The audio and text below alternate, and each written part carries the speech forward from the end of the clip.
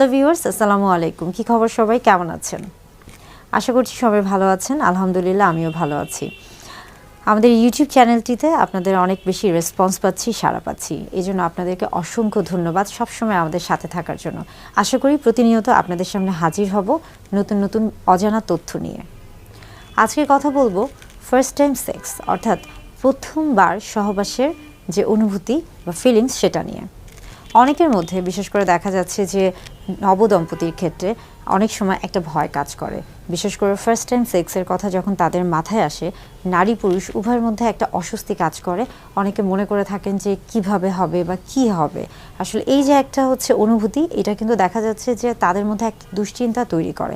অনেক সময় অনেকে এত বেশি নার্ভাস হয়ে যায় যে তারা অনেক বেশি ভীত হয়ে যায় এবং স্বাভাবিক যে কাজ সেটা করতে পারে না। অথচ সেক্স কিন্তু আমাদের জীবনে খুবই স্বাভাবিক এবং গুরুত্বপূর্ণ একটি বিষয়। এটা মূলত নির্ভর করছে বিশেষ করে যারা প্রথমবারে সহবাসের ক্ষেত্রে জড়িয়ে যাচ্ছেন বা প্রথমবার সহবাস যারা করতে যাচ্ছেন, তাদেরকে বেশ কিছু জিনিস মাথায় রাখতে হবে।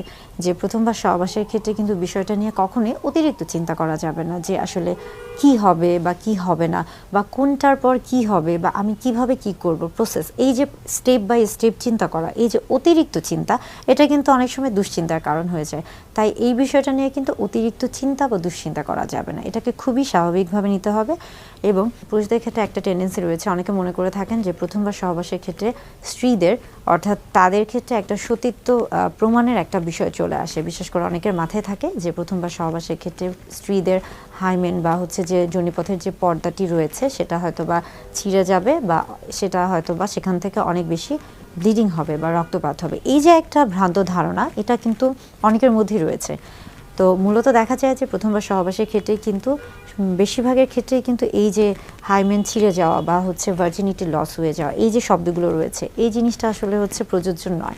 কেননা প্রথমবার সহবাসের ক্ষেত্রে সবসময় যে আসলে অনেক বেশি ব্লিডিং হবে, এটা কখনোই সম্ভব না। বরং এটা আসলে বেশিরভাগ ক্ষেত্রে আমরা বলে থাকি যে স্ত্রীদের ক্ষেত্রে স্ত্রীদের যোনিপথের নিচের অংশে একটা হাইমেন নামক একটি পর্দা রয়েছে, যেটা কিনা একটা ইলাস্টিক বা একটা রাবারের মতো একটি পর্দা। এবং এটা দেখা যাচ্ছে যে হ্যাঁ, প্রথমবার সহবাসের ক্ষেত্রে অনেক সময় অনেকের ক্ষেত্রে কিছুটা ব্যথা হতে পারে বা কিছুটা ব্লিডিং, তবে এটা খুবই সামান্য হয়ে থাকে। এবং এটা তখন হয়ে থাকে বিশেষ করে যাদের দেখা যাচ্ছে যে হাইমেন বা পর্দাটি কিছুটা শক্ত মাংসপেশি দ্বারা গঠিত। কিন্তু তাছাড়া বেশিরভাগ স্ত্রীদের ক্ষেত্রে এটা কিন্তু অর্ধচন্দ্রাকৃতির হয়ে থাকে এবং তাদের ক্ষেত্রে এই যে ব্লিডিংয়ের যে বিষয়টি, এটা কিন্তু থাকে না এবং অনেক সময় পেইনের বিষয়টিও থাকে না।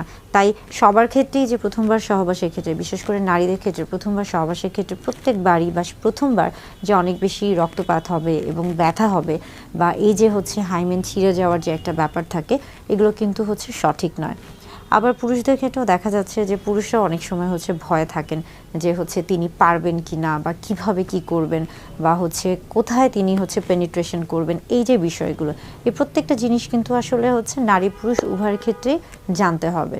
বিশেষ করে দেখা যাচ্ছে যে প্রত্যেকেরই, নারী পুরুষ উভয়ের ক্ষেত্রে সহবাসের পূর্বে আসলে পুরুষ এবং স্ত্রী প্রজননতন্ত্র বা বাহ্যিক প্রজননতন্ত্র এবং জননাঙ্গ, এই বিষয়গুলি সম্পর্কে একটা সম্যক বা একটা ভালো ধারণা থাকতে হবে।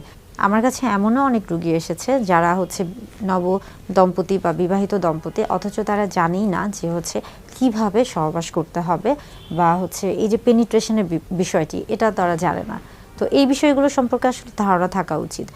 আর প্রথমবার সহবাসের ক্ষেত্রে সবসময় বলে থাকি যে আসলে সেক্সুয়াল এডুকেশন বা সেক্স এডুকেশনটা সবসময় দরকার। তা না হলে শুধুমাত্র সহবাসের ক্ষেত্রেই নয়, সহবাসের পরে যে বিভিন্ন রকমের বা সহবাসের ফলে যে বিভিন্ন ধরনের যৌনবাহিত রোগে আক্রান্ত হতে পারে, এই প্রত্যেকটা জিনিসই আসলে প্রত্যেকের জানা উচিত। এবং এগুলো সম্পর্কে এগুলো থেকে একজন যেন ভালো থাকতে পারে, সুস্থ থাকতে পারে, তাই প্রত্যেকেরই কিন্তু সেক্সুয়াল এডুকেশনটা অত্যন্ত গুরুত্বপূর্ণ।